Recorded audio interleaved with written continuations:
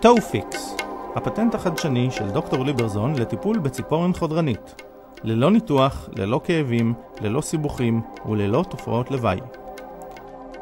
כעת אתם מוזמנים לצפות בהדמיה כיצד פועל הפטנט. החלקים של טאופיקס הם מנוף, בורג,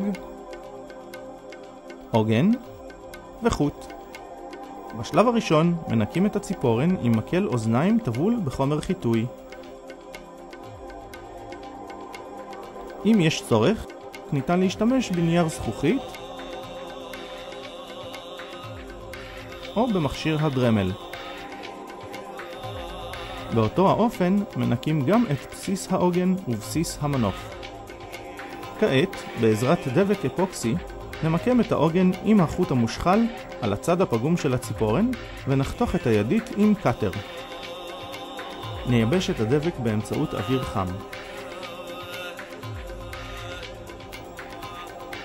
כעת נדביק גם את המנוף עם הבורג לצד הנגדי של הציפורן וננקה את שיירי הדבק עם מקל אוזניים.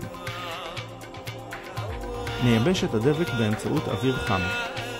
לאחר חצי שעה הדבק כבר יבש לחלוטין וניתן להתחיל בתהליך הרמת הציפורן והוצאתה מן הבשר. לשם כך נשחיל את החוט לחורי המנוף ונבצע קשירה.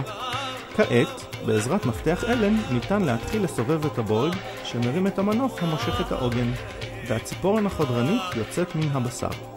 ההקלה בכאב היא מיידית והנפיחות יורדת. בתוך 3 ימים תתקבע הציפורן במסלולה התקין והקץ לתופעת הציפורן החודרנית. ללא ניתוח, ללא כאבים, ללא סיבוכים וללא תופעות לוואי. טאופיקס